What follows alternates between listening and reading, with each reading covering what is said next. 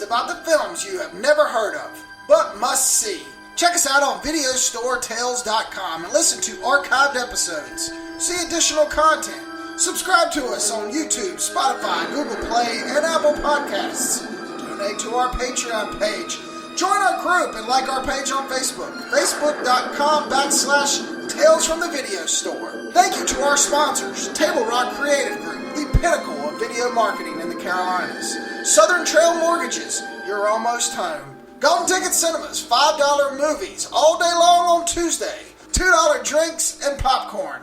The Spot Toys, if you can't find it, they canned. All the greatest collectibles, movies, and games you can find. JABBERWOCKY Games, role-playing systems, into the realm you go. Now, on to the show.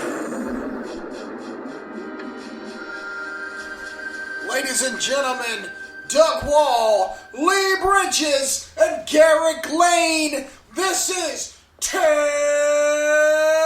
from the Video Store.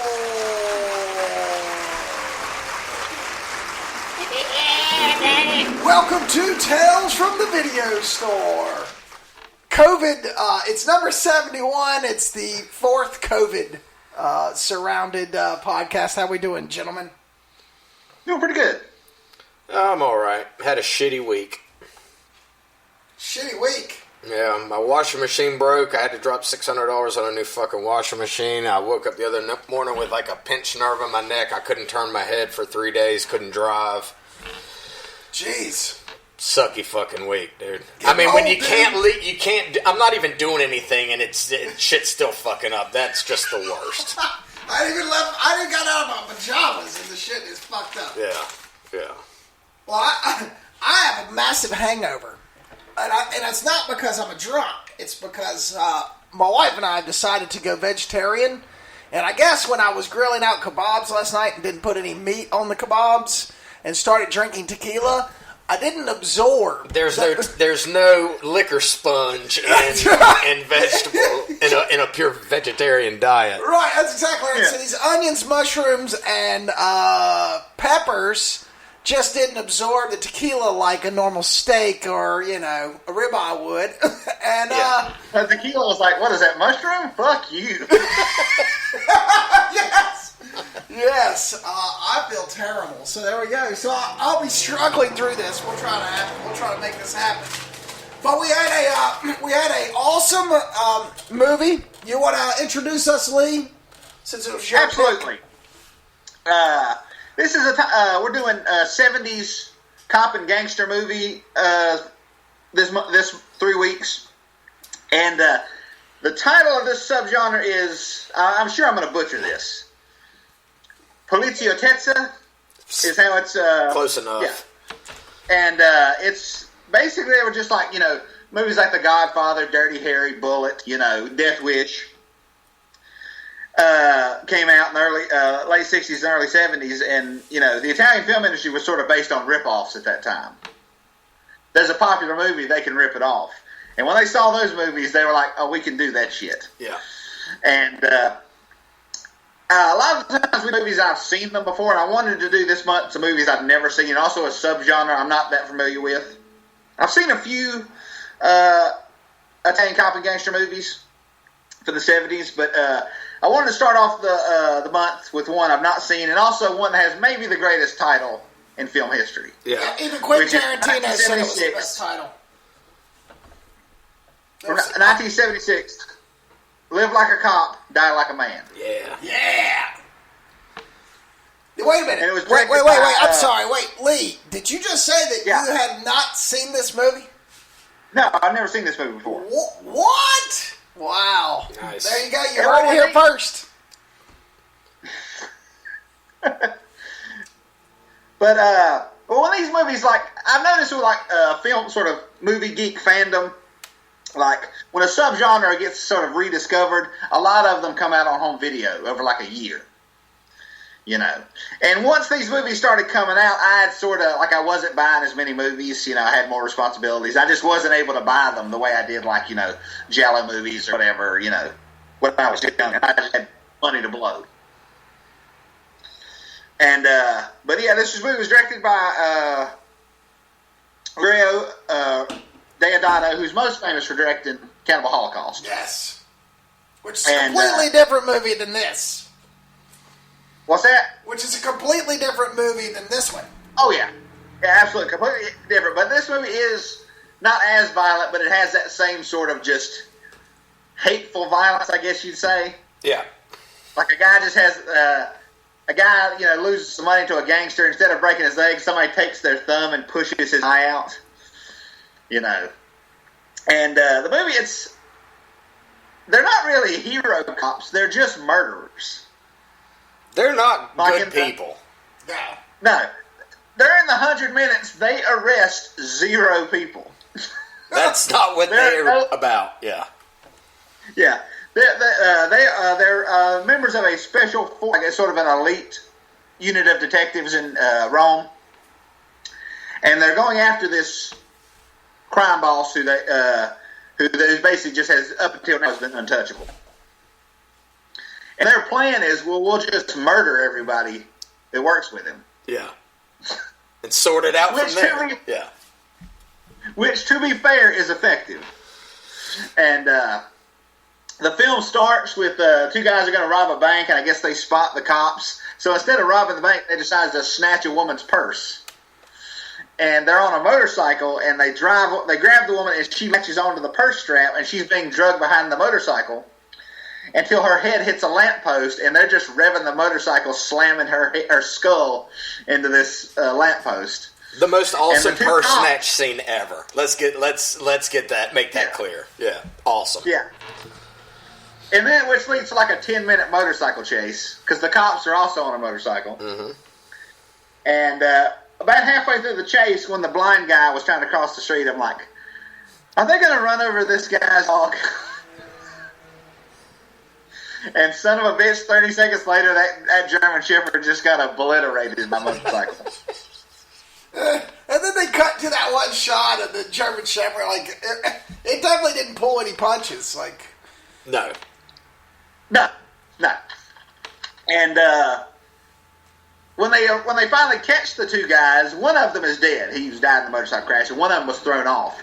And the cop sort of checks on him, and then immediately snaps his neck once he realizes he's still alive. And they have the sort of classic angry police commissioner who is their superior, but he's not really that angry. Like if they'll murder somebody, he'll be like, guys, you can't. Everything's very Italian. Yeah. Like somebody gets murdered, they're not that worried about it. It's just like, just try to do better next time. It's Yeah. What did you guys think?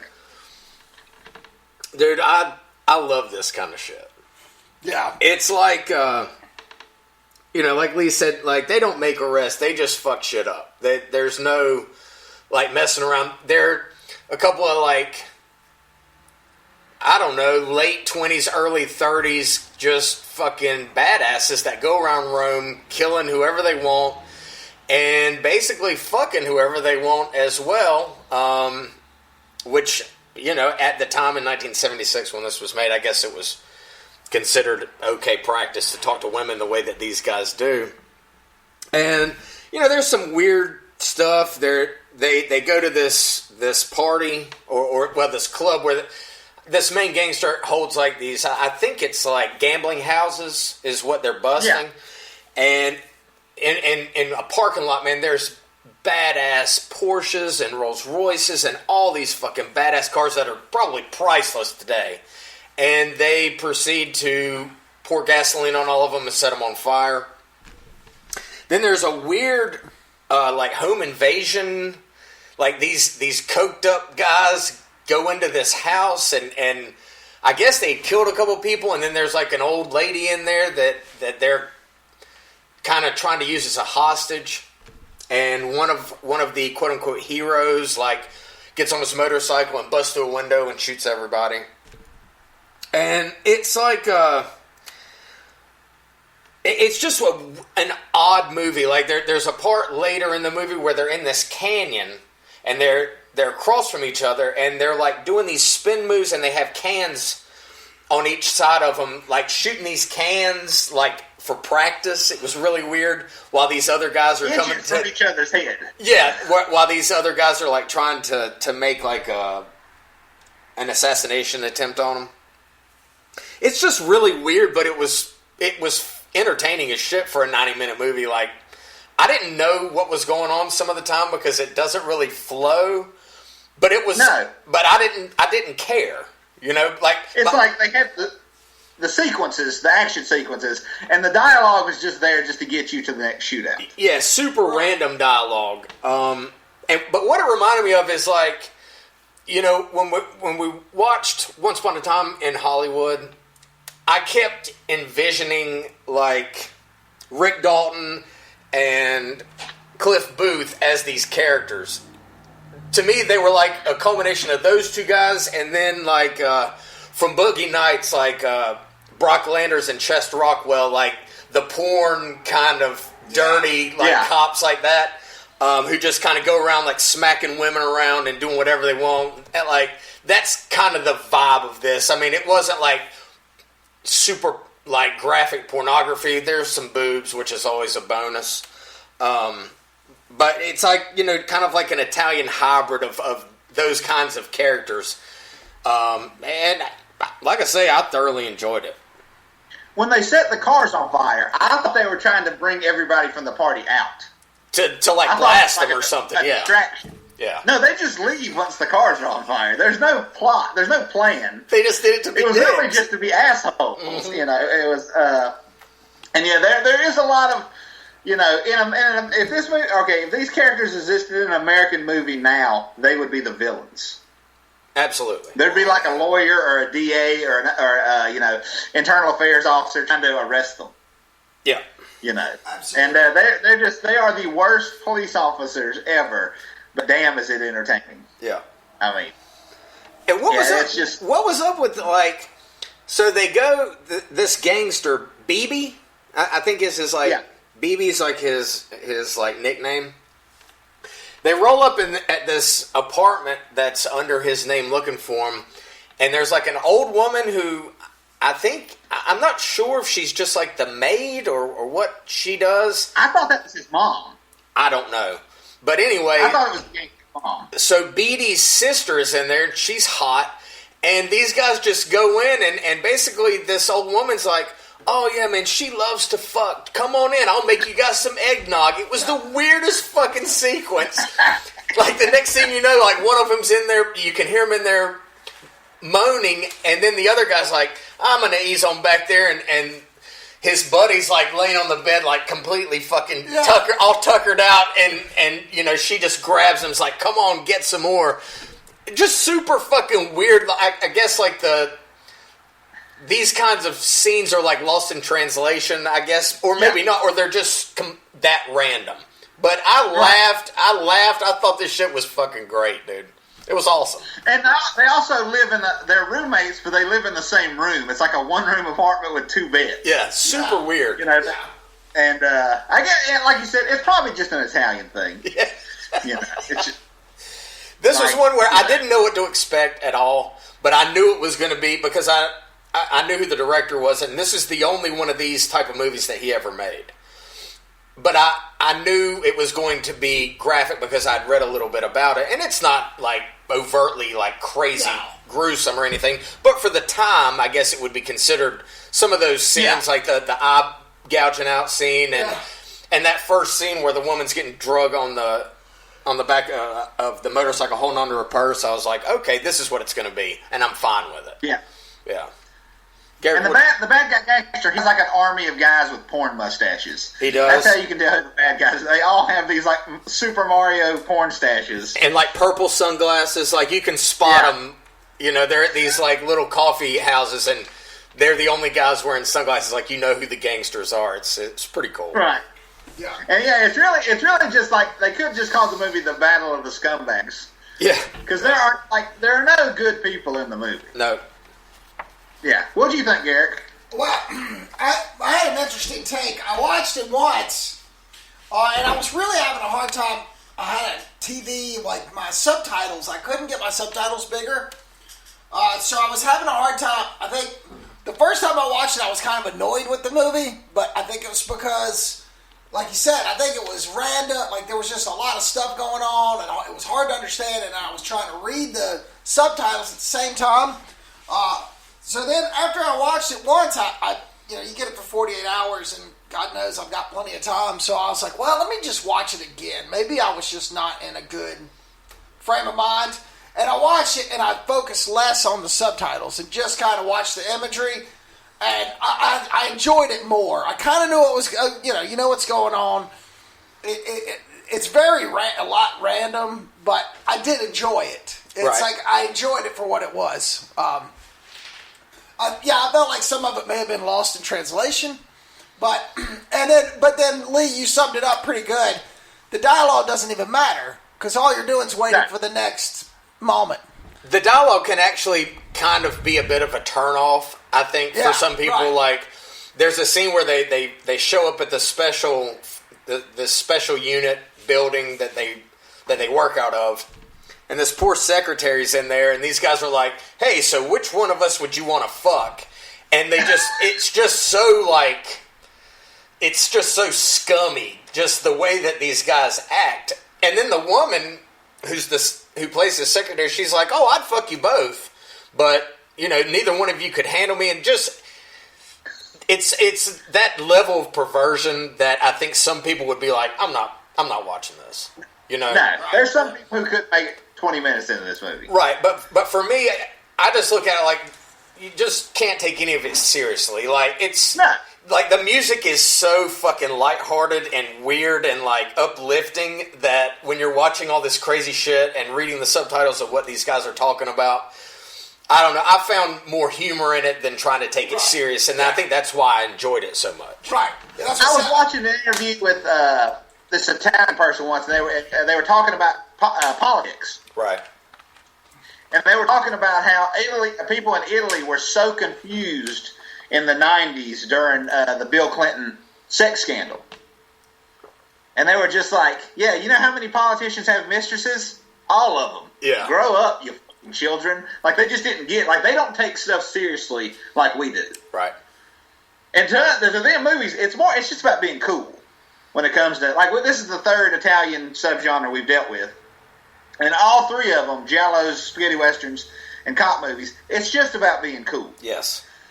No, if your shit ain't, you could make like a great dramatic cop movie, but if I showed it in Italy and it was just kind of by the book, like an episode of The Wire, they'd be like, "That's not fucking cool." That's, Yeah.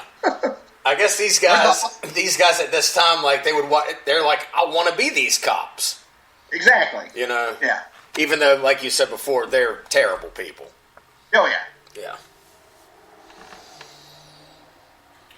Did this movie feel like it feels like a Quentin Tarantino movie?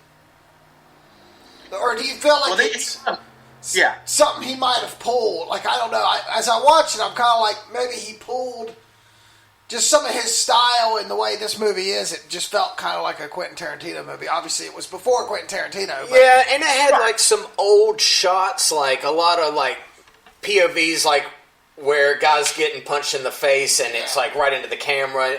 Old school shots like that really people don't use that much anymore. But I kind of get what you mean by that kind of vibe. Like, just the beginning scene, that motorcycle chase scene was like almost 10 minutes long. I was like, God damn, is this ever going to end? But that's okay. Like, there was a means to the end. You know what I'm saying? Like, and I did see a couple of things like you're talking about, like QT maybe ripped some stuff off. But dude, I've seen 1,000 things that he's ripped off. That's why he's so good. That's what people do. That's what the great ones do. You take a little bit of this and a little bit of that, and you make your own shit. I'm sure he's seen this movie. Oh, absolutely. He said he actually said it was the best title movie ever. Yeah, it is. It's an amazing title. Yeah, it's perfect. Yeah. And the best POV shot in the movie is when the shootout when they're doing the target practice at the end, which is in like this sort of quarry. When the bad guys start shooting at him, one of the cops climbs in an old like piece of machinery, like an old it's an old crane. Crane or something. Yeah. And the bad guy's looking for him, and he pops his head up in the window, and the cop's laying on his back with the gun between his legs, and just basically sticks the gun in the guy's mouth, shoots him through the mouth, through the back of the head. And it's done so quick with these tight close-ups, it was very well done. Yeah, it looked great, dude. Yeah, that looked awesome. But yeah. And I think this is like, if you've never seen one of these type of movies, and I've only seen a handful. Of the 3 movies we're watching this month, I've only seen one of them. That's the first ever. That is a first. And this, maybe that sounds like something I might want to get into. Watch this movie. It's only $1 on Prime. It's 99 cents. If you don't like this movie, I wouldn't go any forward with this subgenre. Right. This is how they are. Well, and if you like filmmaking, right, I would highly suggest this movie simply because of the way it was shot. I think it had some really cool shots, especially like the motorcycle scenes. There were some really cool shots. The fight scenes, some of the shootouts, just the different angles and the way it was shot. I appreciated that. I thought it looked great. Italian stuntmen have always been considered the best with like motorcycles and cars. Yeah. Their chase scenes are just, that's their thing. Yeah. It's like Hong Kong stuntmen will fight. Like chase scenes, that's Italian stunt guys' thing. And you definitely get a lot of that in this. So what's the consensus, fellas? Oh, I like it. You got it. Yeah, for 99 cents, you can't beat it. Right. I mean, I wouldn't say go out and buy it because I probably won't watch it again. But if you like these kind of movies, 100% for 99 cents, definitely worth it. Right. Agreed. They were going to have a sequel, but apparently Mark Perrell and Ray Lovelock, the 2 leads, couldn't get along. Like they hated each other. Like Jamie Foxx and Colin Farrell in Miami Vice, like the same kind of situation. But apparently it was so bad. It was so bad that they scrapped the sequel because they hated each other so badly. Well, they had to ride on the same motorcycle together, I think, a bit too much, and that's probably what fucked it up. I didn't understand because in the first chase scene, one of them rides off on the motorbike and the other one steals a motorbike. Yeah. But then they ride off together at the end. So why didn't he just take back the other motorcycle? Sex with the same women, like the same sisters and everything. I don't know. What a shitty. But imagine that. 2 Italian guys with giant egos who couldn't get along. That's unprecedented. Yeah, that's right. That's it. I like sitting there. I was thinking, sequel. I don't care how much I hate somebody. Give me $100,000 to do a movie. I'll put up with them for fucking 5 months. Yeah. You know what I mean? Yeah. And I didn't look. I don't know. Like, I didn't look up like the numbers on this, like the popularity or anything like that. I mean, I just assumed that in Italy, at least, this was probably a big deal. But I paid 741 million lira. Okay, that's pretty good. Which I don't know what the dollar exchange on that is. It could be $100,000. I don't know. Yeah, yeah, I'm not sure either. Say that again. I'm not sure. What? 741 million lira, whatever their money is. That was what the box office was. That's probably a lot. I think that's probably a lot, even if it's, Yeah. Yeah. They probably shot it for $1 million, so anything over €1 million or whatever. Oh, they shot it for way less than $1 million, dude. You think so? In '76? Oh, it's 76, yeah, sure. Yeah. Actually, it's probably more expensive in '76 than it is now to make a movie. Yeah, but you could get more for your money, I think. Yeah. Oh, absolutely. And also, Italy, it was a factory, These guys, the next week, probably started on another movie. Oh, yeah, for sure. Just not the sequel, because they didn't like each other. Nah. Which is kind of crazy and ridiculous. Yeah, if you can get past the scumminess of the characters and kind of what some of the things that happen in this movie, I think it's a fucking cool-ass cop movie. Well, I've noticed on sort of like, I've been on like Facebook for like 10 years. And I've been a member of some film groups, so I'd say for about 7 years. And I've noticed in the last 2 years, there's been a lot of young people who've joined the groups. They're film fans, people in their early to mid-20s. And when they watch older movies, they just cannot handle it. Like, like you watch a lot of Japanese gangster movies, there is a lot of rape. Yeah. Like, you watch Yakuza movies, there's a lot of sexual violence. Some you're like, damn, it's like the 5th rape in this movie. It's like, but that's just like you said, it's a cultural thing, like the violence in this movie. Yeah. And I don't know if necessarily we're the last. It's gonna sound like I'm gonna go far. If we're the last generation of people who can just sort of accept that as a cultural thing and not be offended by it, I don't know. Probably so. Probably so, because there's, I mean, you kind of have to take it in the time it was made and the culture it was made. Right. You can't judge everything by 2020 standards, or you'll never watch any movie that's older than 10 years old. That's 100% fact. Yeah. Yeah. But anyway, like I said, if you're interested in this type of movie, 99 cents on Amazon Prime, you will get your 99 cents worth of entertainment. Yeah. Just don't take it too seriously. Just don't take it seriously. Yeah, exactly. Right. But hell, don't take any movie too serious. Well, it's 2020. Everything's taken too I take seriously. some of my movies, my independent spirit, very serious. Oh, yeah. Independent spirit. So if you like independent spirit, this is a movie for you. This is definitely not for you. Oh, yeah, it's definitely not for me. Hey, Lee, is this better than Buffalo 66? 1,000%. What is your least... What do you have a most least favorite movie ever? Oh, I absolutely do. Oh, do tell. Okay, it was. I've only seen it once. It was what is the name of it? That Robin Williams movie where he goes to heaven. Oh, What Dreams May Come.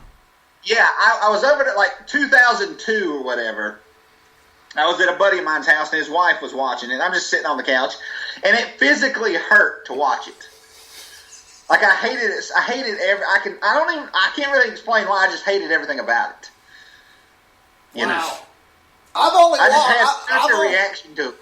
Wow, it really was pretentious, though. It was really ridiculous, the whole movie. And that's my least favorite thing in movies. That's my least favorite thing in life is pretense.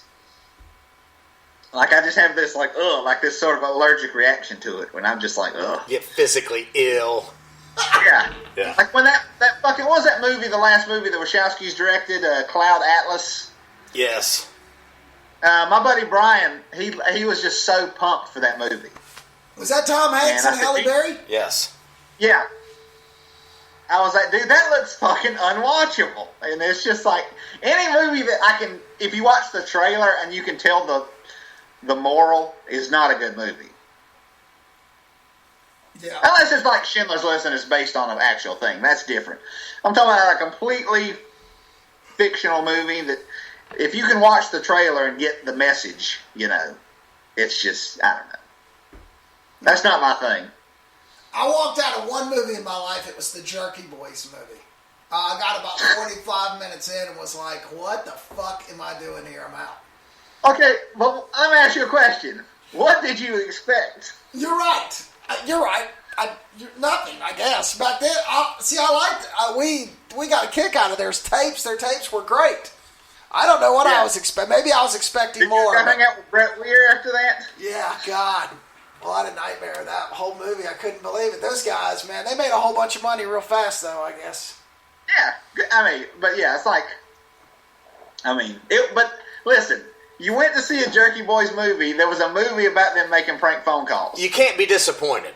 I was disappointed. You absolutely cannot be disappointed going to see a movie about people making prank phone calls. You're right. That's the stupidest fucking thing I've ever heard. Look, I said I walked out of one movie in my life once. And all the movies that I've watched, I've walked out of the movies once. I wanted to walk out of a few. I really wanted to walk out of Indiana Jones Part 4, but the reason I didn't is because you and I were there, and I was like, and you kept giving me the look like, come on, man, it's going to get better. And I was just like, this is the worst fucking thing I've ever seen. The second and third viewing of that movie, I know you don't want to hear it. Of course you like it. I'm okay with. It's fucking garbage, dude. It's the angriest I've ever been in a movie theater is watching that movie. And you should never go to a movie theater to get angry. You should go there to be entertained, not enraged. I was angry when I got out of Fight Club. I wanted to go beat some shit up. Yeah, but I was happy angry. Yeah, that's happy angry. Yeah. You were like amped up. Yeah. There's a difference. The only movie I've ever walked out on was not about the movie. I went and saw, also with my buddy Brian, the remake of Taking of Pelham 1-2-3. Mm-hmm. And the crowd was just terrible. There were all these cell phones, like people kept checking their texts and stuff. And there was this woman behind me. Every time Travolta would swear, she would just comment on it because I guess she didn't like movies with swearing. But she bought a ticket to an R-rated movie. And like 30 minutes in, I looked at my buddy Brian and said, dude, I can't do this. And I got up, I went and sat in the parking lot until he was done. I just could not sit there. Yeah. With the cell phones and the talking and everything, it just, That's the worst. Yeah, that is the worst. Right when the cell phones came out and stuff like that, it was terrible. I think people have started figuring it out now. I still see, I'll still call my wife out every now and then just to like, she's looking at her phone. But I think it's gotten better. That whole situation has definitely gotten better. What's your least favorite movie of all time? I don't know, man. I'll have to come back to it. Okay. I don't really have one on the spot that I can say is my least favorite of all time. That's a big ask. Yeah. Mine was just, the reaction to mine was so strong. Like, I even looked at my buddy's wife. I'm like, do you like this? This is fucking atrocious. Yeah. You know.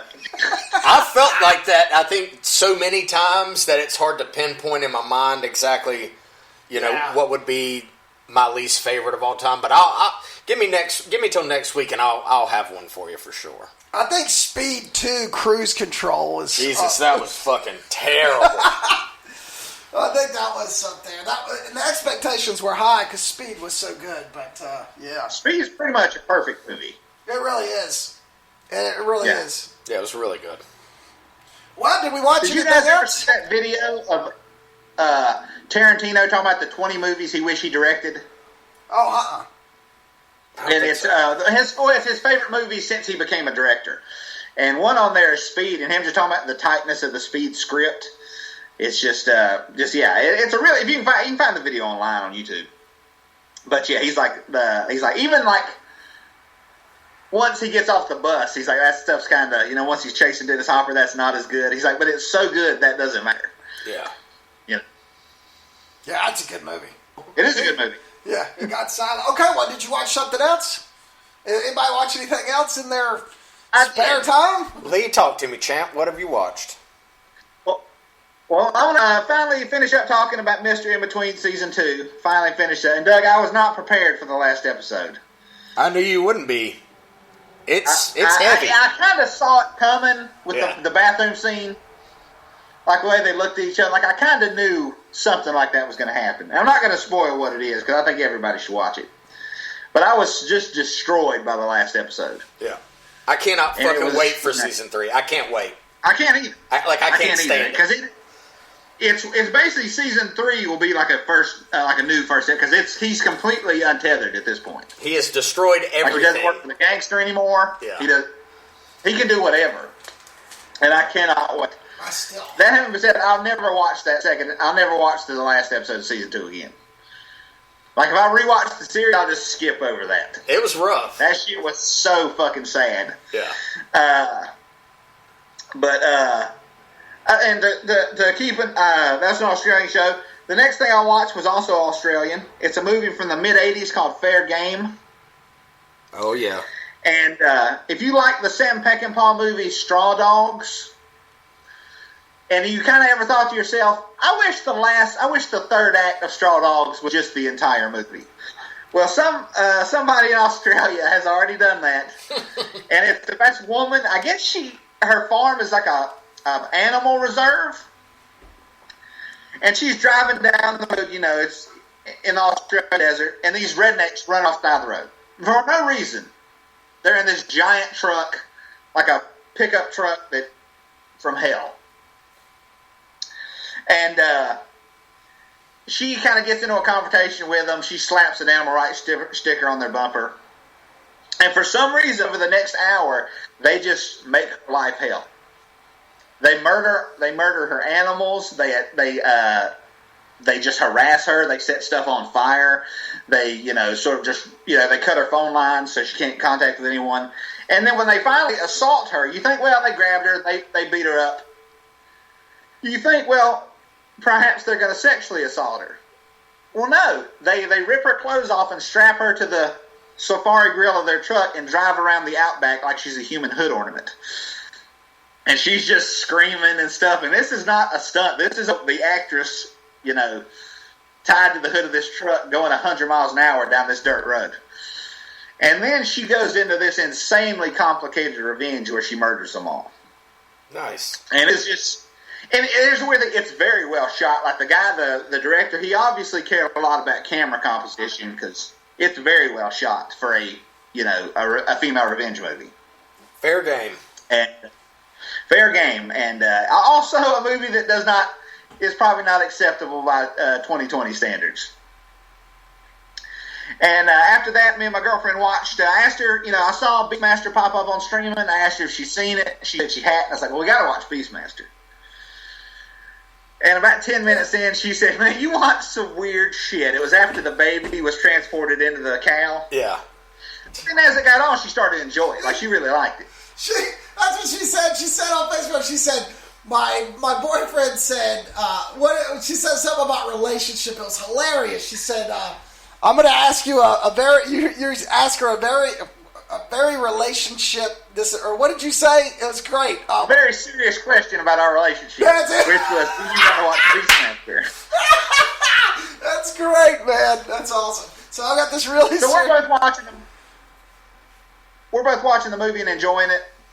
And then in the battle, when the sort of barbarians show back up at the end, she says, "Why doesn't he just make their horses run away?"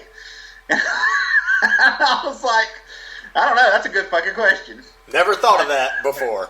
It really never occurred to me. My first thought was, stop ruining things from my childhood. My second thought was, that's a good point. But the last thing I watched was a documentary on Hulu. It's about Jerry Lewis called The Man Behind the Clown. And it's very well. It's only an hour long, very well done. I'd always heard that he invented a video assist for cameras. And the reason why that was when he would direct the movie, he didn't want any second unit. He didn't want like a second unit doing all the outside stuff. So he would have stuff shot on multiple cameras at multiple sets and have the video village he invented where you could watch the video playback. So he could direct multiple scenes at once. And it really goes into like the technical stuff he created. And but the main thing I came away with is that he just every interview he just seems sad. Like, at one time the most famous human on the planet, and he looked like he hated every minute of it. And I was just like, I don't think that being that famous is good for him. Because he was just, like all these people talking about how, like, great he was and all this stuff, and it seemed like it kind of didn't matter to him. Like, if he wasn't directing, he wasn't happy. But anyway, really good documentary, like it's an hour long. That's all I watched. Okay. Garrick? Me. Okay. I watched The Social Network, David Fincher, the movie about some asshole that created Facebook. Yeah, The Accidental Billionaire, written by my favorite, Aaron Sorkin. What a great movie. It really is a really good movie. There's nothing really going on in it, and it's good. It starts off, obviously, I don't know, have you guys seen it? Oh, yeah. I watched it once when it came out for some fucking reason. I don't remember why. It's funny because you really know that Zuckerberg really did kind of take somebody else's idea and roll with it. But I don't think he really did anything wrong. It's kind of like if Doug would come in here and say, "Hey man, you should write this script. Pitch it to me," and then I go off and I write the script and make a bunch of money.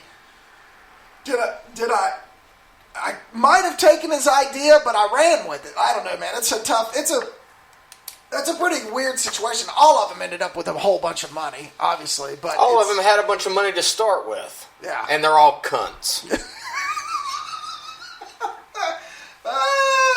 Right. Oh, but Sean Parker. Justin Timberlake was perfect as Sean Parker, man. He was awesome. The Napster dude? Yeah, okay. Anyway, so yeah, and Lee's not saying anything either. You like this movie or no? I do. I like it quite a bit. I think it's one of Dave Fincher's best directed movies. Like the boat race scene, which has no reason to be in there, just looks amazing. Oh yeah, everything Fincher does looks amazing. It's crazy. Yeah, like you said, it's not really a plot heavy movie. It's basically just a 2-hour interview with two guys who used to be friends. Yeah, that's it. And I will say that I've read some things or talk about how maybe the movie isn't completely accurate with the Andrew. What was the buddy's name? The business guy. Oh yeah, Eduardo. Eduardo. He was a good guy. He was a good, but then some people are like, yeah, he didn't actually try that hard to get investors. Like there was a lot of him partying and sending back receipts for dinners that Yeah, but that's what I did when I was that age too. I mean, when I was 20 years old, I wanted to make movies, and I partied. And I partied more than I made movies. Yes. But I don't notice how truthful it is. It's a very well-made movie. Yeah, I don't know how much of it's true. I mean, it'd be interesting to know, just because, I'm a big user of Facebook, and as much as I hate Facebook, I can't get off of it. I mean, our crowd, there's been a couple times with all this stuff going on, ever since Trump got in office, man, it's hard to get on Facebook because of the vile people. But it's funny, I have to have it. Even my clients, I have to build videos for their Facebook pages. It's a necessary evil. It's almost like a utility now. Oh yeah, I have to have it.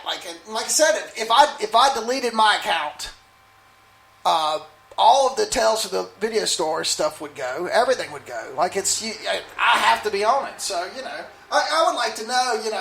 It's pretty brilliant. I mean, those guys. I mean, they really were kind of just stumbled into being billionaires. Just built the site, and it just happened to work. It's crazy, man. It's just crazy, crazy. What else did you watch? Okay, and then I watched your favorite Friday the 13th, Chapter 4. Oh, yeah. They're all on Prime, man. I can't help but watch them. It's just one of those things. Friday the 13th's my jam, man. and I watched, I tried to give Rob Zombie the benefit of the doubt. Shudder actually has 31, the movie, but then it also has the director's commentary as a separate movie. So I was like, you know what? I'm just going to watch this to see what was his justification of this and this and this. I got about 20 minutes into it, and I had to cut it off. So I had a little brush with Rob Zombie as well. Did you? Yeah. Great. Well, you did last week too. Yeah. Oh wow, more Rob Zombie. Unfortunately. And then I'm finishing Ozark. Believe it or not, I didn't get to watch as much as I wanted to this week. My business has started going again. People are starting to move again, so I'm actually having to physically work. Okay, good for you. So there's less time. I'm still a fucking house zombie. I'm glad both of you guys are at least doing something. That makes me feel good, but I'm a fucking house zombie still. Well, what'd you watch, Doug? After I watched Live Like a Cop, Die Like a Man, I was thinking about buddy cop movies that I hadn't seen in a long time. And I saw that all the Lethal Weapon movies are on Netflix. So I watched the first two because in my memory I thought that Joe Pesci didn't show up until the third one. I forgot that he's in the second one. Because his character in the Lethal Weapons is up there with Ellis, as I fucking hated him so goddamn much. I hated his character so much. I cannot watch the third Lethal Weapon or the fourth one simply because of him. I cannot do it. The first Lethal Weapon with Danny Glover and Mel Gibson, I forgot just how fucking great that movie really is. It is almost perfect. It really is. Yeah.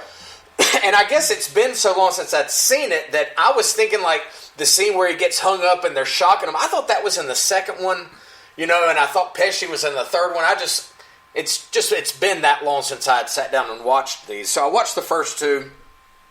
First one is almost perfect. The second one, sans the Pesci, is still a really, really good movie. I still really, really enjoyed it.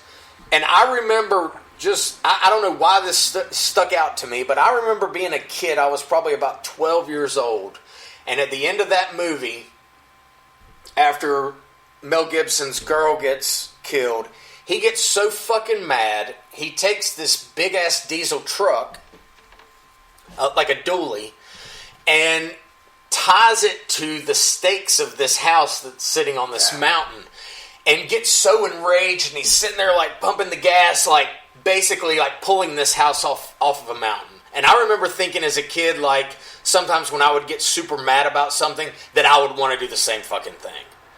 Watching it now, I was like, well, that's completely ridiculous. But it still sparked that memory in my brain where I was like, man, I remember feeling like that rage at like 12 and wanting to do the same thing, like pull a school down or like, I hate this neighbor, I want to pull his house down. That was a cool thing. And then the other thing I watched is on Shudder.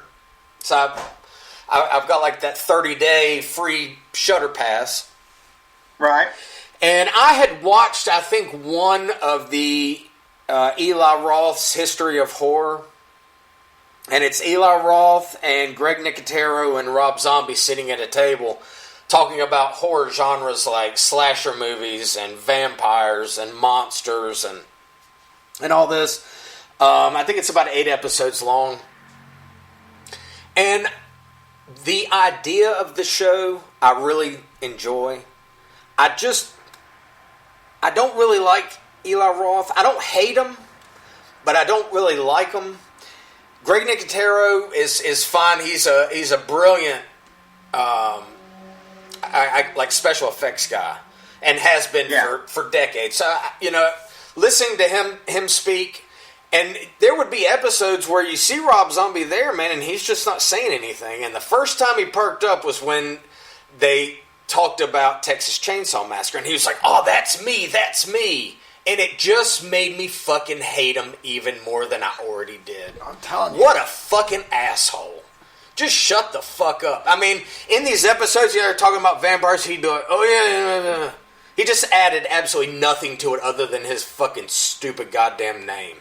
But if you can get past that fucking idiot, it still had some really nice interviews. Some of the actors and actresses and directors from some of the greatest horror movies of the last 40 years. So I recommend it if you can get past the zombie. I want to see that, what's it called? It's like a show they're doing that talks about the cursed films, like The Exorcist. Oh, yeah. That looks very good. Well, I will say one thing about that. If you want to watch, here's a little Shudder warning. If you want to watch the cursed film shows, the Twilight Zone episode, they show the actual footage of Vic Morrow and the 2 children being crushed by the helicopter. Whoa. And apparently, there's no warning on the episode. It just apparently they show it a couple times when they talk about the court case. And I think Vic Morrow is actually decapitated by the blade. And why they do that, I don't know. I've actually almost seen it twice. Once, apparently, HBO did a documentary called Chopper Down that never got released. It was about chopper crashes. And I was watching it online, and then I realized they were actually going to show it. And apparently, in the course film, they show the footage. And that's not something I want to see is Jennifer Jason Leigh's dad and 2 Vietnamese kids get chopped up by a helicopter blade. I've seen that footage. I've seen it. It's crazy. And so if you want to watch it, you can maybe either skip the Twilight Zone episode or just, skip that part.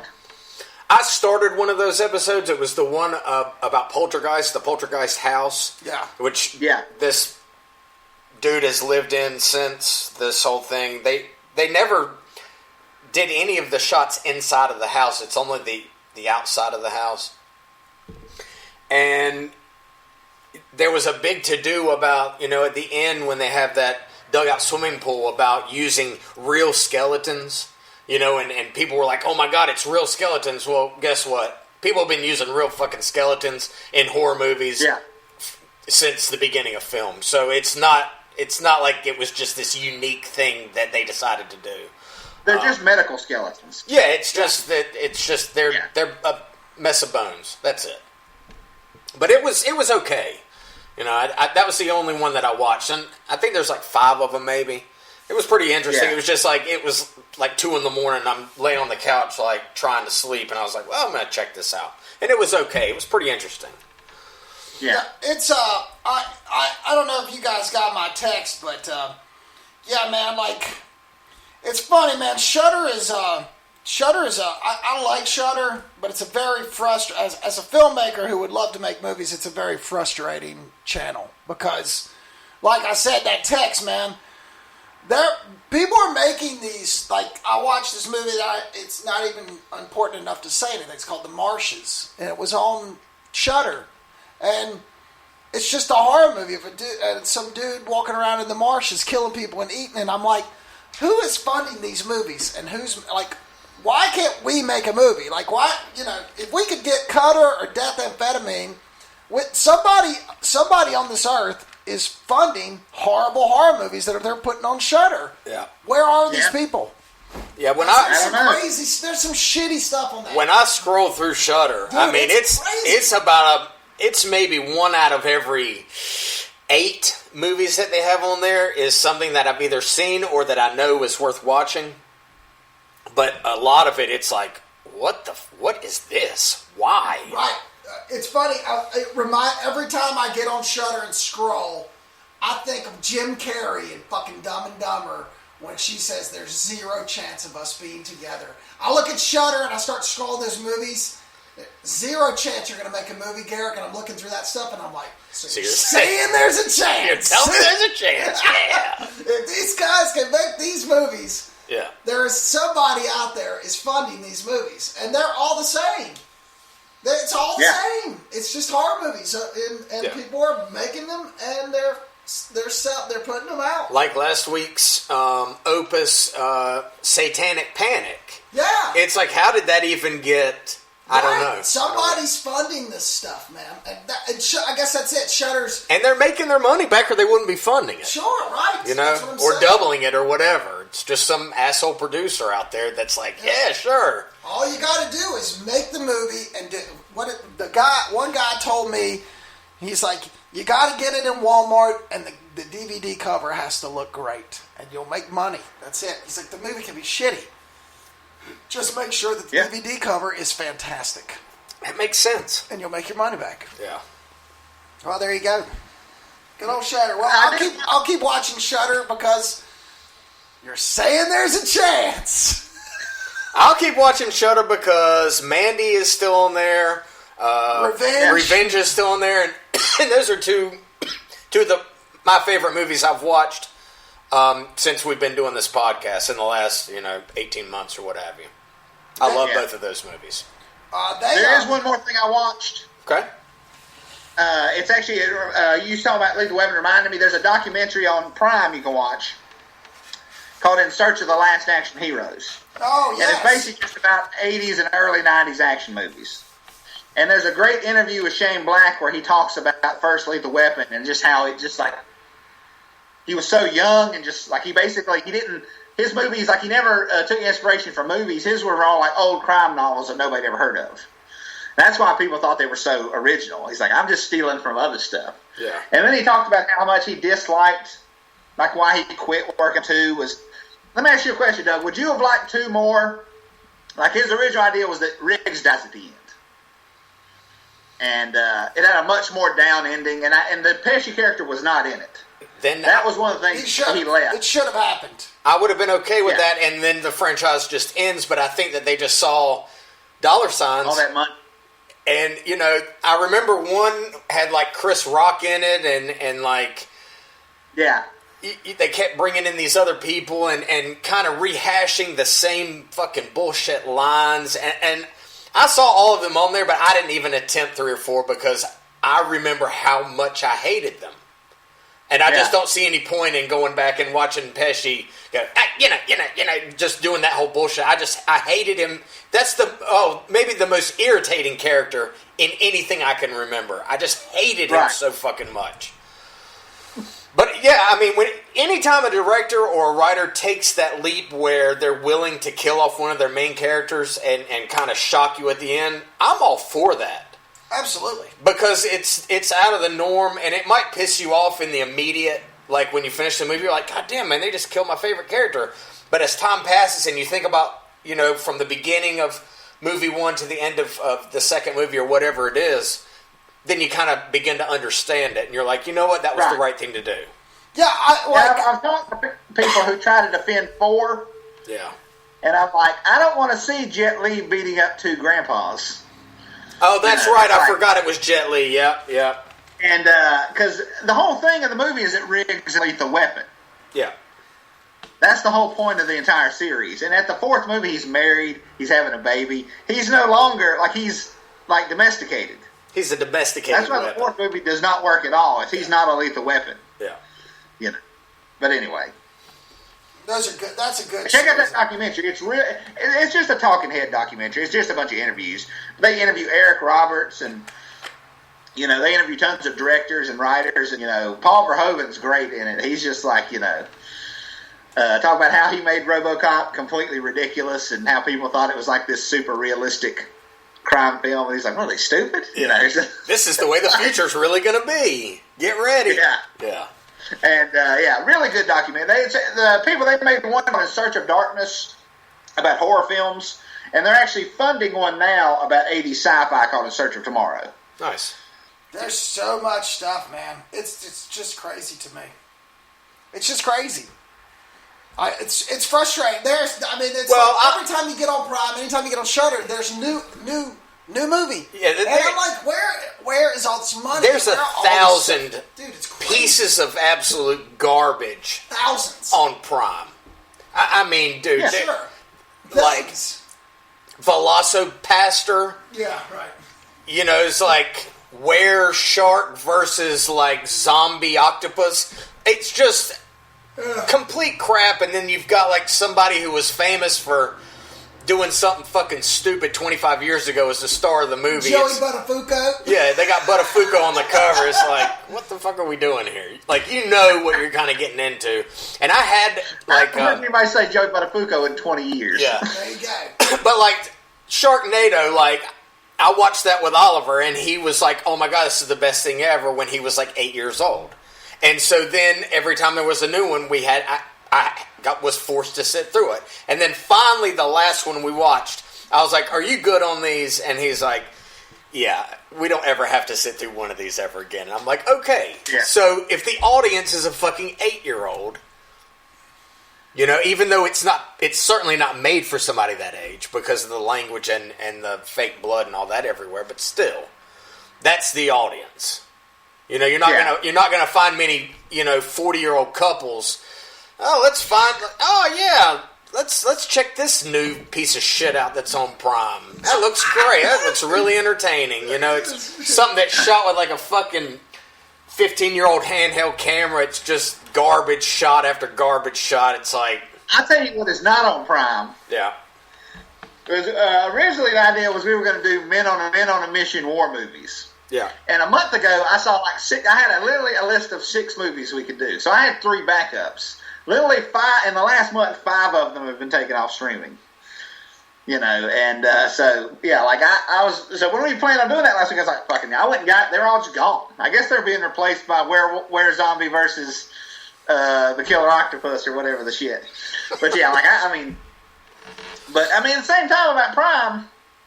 You can find some jewel pieces in there if you're willing to look. On there, and also, it does give filmmakers, like you can upload your movie Prime and start making money, like Garrick said last week. Yeah. Yeah. So, in a way, I think that's good, because it's, you know, there are people who love Sharknado. That's their favorite shit ever.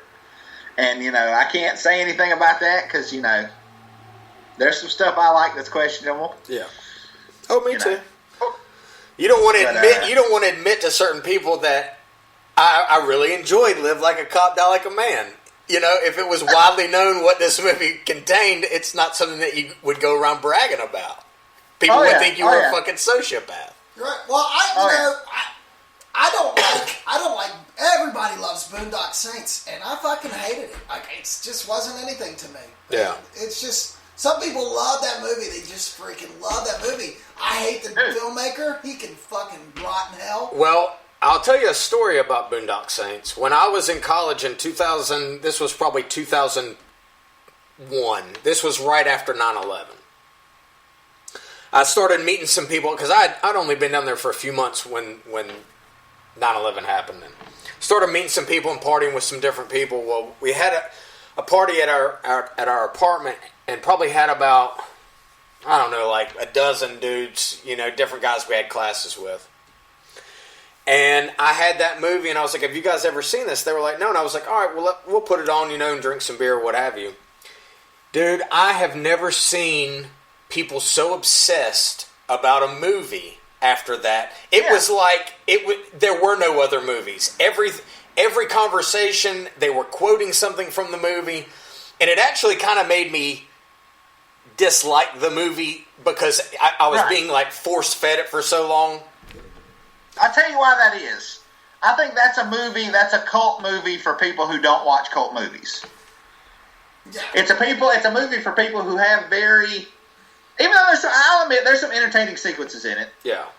And there's some funny lines, but it's a movie. It's like if you don't watch movies like that, it's sort of a movie for you. Right. It's the only movie like that those people will ever watch. And I think losing its theatrical release is probably the best thing that ever happened to it, because if it got dumped in theaters, nobody would have seen it. Yeah. But it's sort of being circulated around college dorms and stuff. That's what led to the cult following. Yeah. Yeah. I think, the failure of it is the best thing that ever happened to it. Yeah, for sure. And Norman Reedus... It's not the worst thing ever, but it's certainly not the best. No, and Norman Reedus, with his popularity in the last, 10 years with The Walking Dead, people have gone back who'd never heard of this movie who are obsessed with him, and I think that's kind of given it, and brought it to an even broader audience. And I love Reedus, and his character in that's funny as shit. I wish I could get people who I know Garrick's seen this. You probably have too. Who love the movie to watch the documentary Overnight. Oh yeah, God, it will change the way you think about that it. Fucking asshole. Oh yeah, the worst. It's one of the best filmmaking documentaries ever. Yeah. What a piece of shit. But then you look back, though. Here's the problem. You look back now, after all this stuff with Harvey Weinstein, and you go, well, maybe he did promise all this stuff to Troy, and then just basically, maybe Troy didn't. I know he was an asshole, but maybe Harvey, maybe Harvey just decided, because he's such a dickhead, he was just like, I don't know, man. Like, when I first watched that, I'm like, man, that guy just totally pissed off Harvey Weinstein after Weinstein was going to give him everything. But now you think about it, you go back and go, well, I wonder if Weinstein was just a piece of shit too. Well, that's still, Overnight. I can't find it anywhere. They sell it on DVD, but I was hoping that I really would love to watch it again. I don't think I would pay for it though. I watched it one time. It's been a while since I've seen it. And like I say, it was like somebody had it on DVD and was like, hey, man, you need to see this. But I haven't seen it on the documentary? Yeah. I've got it on DVD. Do you? Okay. Yeah, it's a good one. Well, if you ever come out of your cocoon again, then maybe you can bring it down so Garrick can check it out again. I'll do it. All right. Yeah. All right.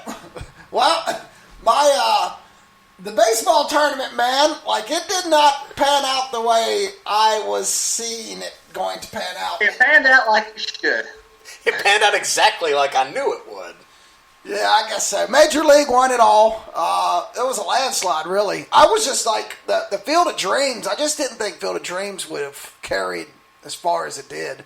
And then the Sandlot beating out Bull Durham just seemed kind of weird. But anyway, so I had to come up with another tournament. It was pretty popular, though. Okay. That's right. Tell them what they want, Doug. Want more movie reviews? Well, we got them. This is this week's Manager's Choice. Okay. Well, I've got a Manager's Choice this week, and it's something we just talked about, so it's pretty recent, but it's now on Prime, and it's probably one of Doug and I's favorite movies of last year. Would you say favorite? I knew you were going to pick this. I knew it. What is it? It's The Lighthouse. Absolutely. It's Robert Eggers' second film.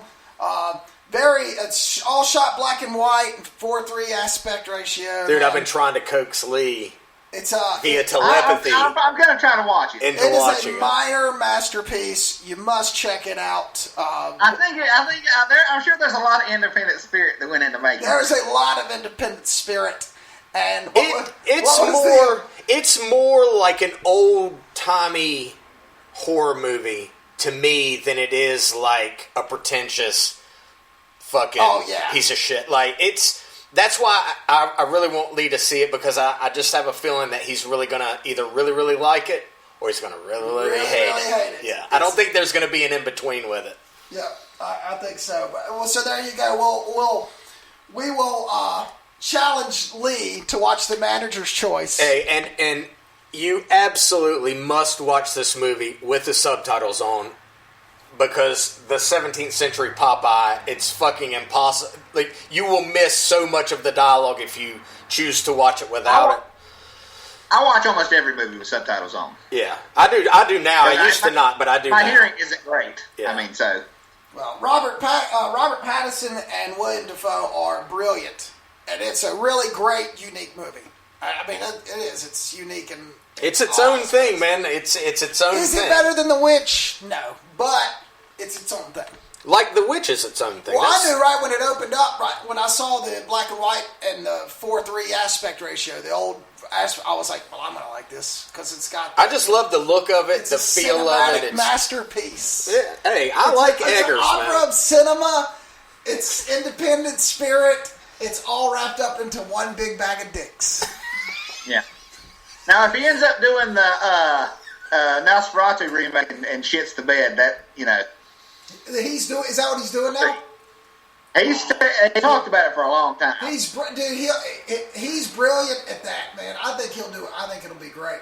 He would not redo Nosferatu if he didn't have a sure vision on it. If anybody's going to attempt it, he's the one director that I would be like, let's see what he can do with it. Yeah, I think he's got a really original eye. Yeah. Like just the way he his stories and just the dialogue and the feel of them, like you feel like you're in this age, you know, whatever it's The Witch or The Lighthouse. I love both of them, and I can't wait to see what he does next, for sure. Yeah, it's like, what's his name? The guy that does The Shadows did JoJo Bunny. Taika Waititi? Yeah, he's redoing Charlie and the Chocolate Factory, and I'm like, do we really need to redo Charlie and the Chocolate Factory? But him doing it, it's kind of like Robert Eggers doing Nosferatu. Yeah. It may just be perfect. Right. You know, it just may be perfect. We'll see. Yeah. We'll see. All right, well, in other news, AMC and Regal Cinemas have decided that they're not going to, in the middle of a pandemic when they've been closed for a month and they're losing $1 billion or a couple $1 million a day, they've decided they're not going to show Universal movies anymore. Is this a smart move? Well, to be fair, they're not showing them because Universal wants to do the VOD release and the theatrical release on the same day. Right. So I understand where they're coming from. Right. Because that cuts out a lot of their money, you know. Oh, yeah, and it's. But in a way, it is. In a way, I mean, financially, it's not, because at this point they need every dollar they can get. But as far as their, you know, how they're conduct business in the future, it is smart, because that's their whole thing. You know. Right. I appreciate them making a stand, but ultimately it could cut their own fucking legs off. Yeah, it's like they cut your nose off to spite your face. Right. It's like us going, well, hey, it's like, hey, we're not gonna watch football anymore. Okay. Nobody gives a shit. We don't care. The world's going to go on. Yeah. And these movies will continue to get made. They'll continue to be distributed in some form. We'll still make our money. We'll still see them. Yeah. And the directors and the producers will all get paid. The movie theaters will not. And we'll see. I mean, yeah. And it's kind of like Amazon, man. A lot of people hate Amazon, but, you know, I walked into the latest D&D book that I wanted. Those things are $50. Okay, yeah, I know, whatever. So, just spare the jokes. I'm not saying a fucking thing. I'm looking down. So listen. So as to not say anything. So Wizards of the Coast put these D&D books out. They're $49.99. What did you say? Wizards? Wizards of the Coast. Okay. They put these books out. They're $49.99, right? You walk into Barnes & Noble, and they're $49.99. That's the retail price. You get on Amazon, you can get it for $26. Same book, same everything, $14 difference. So fuck Amazon? We don't care. You're going to buy it here. I would never. You can't beat it. They're the new Walmart. Right, that's what I'm saying, but that's the same thing. And I fucking hate Walmart, and I'm starting to hate Amazon, but just like with Walmart, people buying groceries there, I understand it. If I can get a loaf of bread there for $1.50 as opposed to going to fucking Lowe's and paying $2.50 for the exact same thing, I understand it. I hate it. Right. But I understand it. Which is the same as that's what AMC and Regal are going to realize, that it's not going to change. It's just going to hurt them in the long run by taking this stand. And they don't care. Weren't you talking about Belfour last week, talking about how the movie theaters were going to be going down? This is not helping their cause. Right. Yeah. Yes. But absolutely. Because they think, hey, we're making a stand, America. Don't watch these movies streaming. People are just going to be like, nah, fuck you, movie theater. We really don't give a shit. I'm more invested in wanting to see the movie than I am wanting to support your cause. Right. Does that make sense? And the thing is like everybody's stuck in right now. So this is a big move, but I think when life goes back to normal, there's going to be less people wanting to watch the movie at home and go. This is just me though. I like Lee and I say. There's just something about getting in the car and going to the movie theater and watching. And also, I'll pay $5 to see a movie at home. Paying $20 to see a movie at home. Yeah, that's for 48 hours. For $20, you should be able to keep it for at least a week or forever. Yeah. You know, but like a $20 rental. That's your $20 is the experience. You know, right? It's like you're paying movie prices, but you're not. I'm not getting the popcorn and the soda and not getting to sit. You don't get the whole experience. The trailers. Experience. Right. The thing that it really is is perfect for kids movies. Like the new Trolls animated movie has made like $200 million on VOD the last 2 weeks. That's my argument, Lee. The reason it made so much money is because these kids are stuck inside. Would it have made? We wouldn't have been in COVID. If we wouldn't have been in COVID and they would have released it, and the kids would have been, that was right when spring came out, and it's beautiful outside, and people were playing, and three of my kids would all be playing softball at night. Would it have done as well? I guess we'll have to find out, when life goes back to normal. But yeah, of course Charles made a whole bunch of money, because these kids are out of school. There's like the world stopped.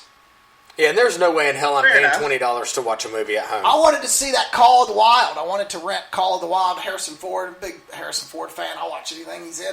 And yeah, it was like $15. It was like $14.99 for 24 hours. I'm like, dude, I could buy it for $19.99. Yeah, what's the point? I want to see The Invisible Man, but I'm not paying $20 fucking to watch it. I'm just not. If I'm going to pay $20, I'm going to take my son. We're going to go get popcorn. We're going to go eat. You know what I mean? We'll do the whole experience. And I think once this does kind of dissipate, this whole COVID thing, if and when it does, movie theaters are going to struggle initially, because I just think people are going to be so mentally trained to stay away from enclosed spaces with other people that I think we'll be able to go to the movies and there will only be a handful of people in there, so the experience will probably be better, because I hate going into a crowded movie theater because people just they either can't stop talking or moving or making noise, and it just kills me. Like when we went and saw The Last Jedi or whatever that fucking piece of shit was. These people behind us were cheering and all this, and I'm just like, just shut the fuck up. Yeah. When I was in high school, I had a buddy of mine, Sean Parlier, that worked for the Crown Cinema, and he would be like, "Hey man, come up on a Friday night at midnight, and we'll watch a movie." And I was like, "Awesome!" Yeah. So it would just be me and him in there watching like Grumpy Old Men 2 in an empty theater, but having a blast. Yeah, man, I don't need a crowd to enjoy being at the movie theater. In fact, people fuck off, stay at home, and I'll go enjoy these movies on my own. Without the cell phones. Without all the bullshit. Yeah, exactly. 100%. Yeah. And maybe Lee won't walk out. Yeah. Maybe. Well, there you go. All right, cool. Well, I guess that's it for this week then. 71.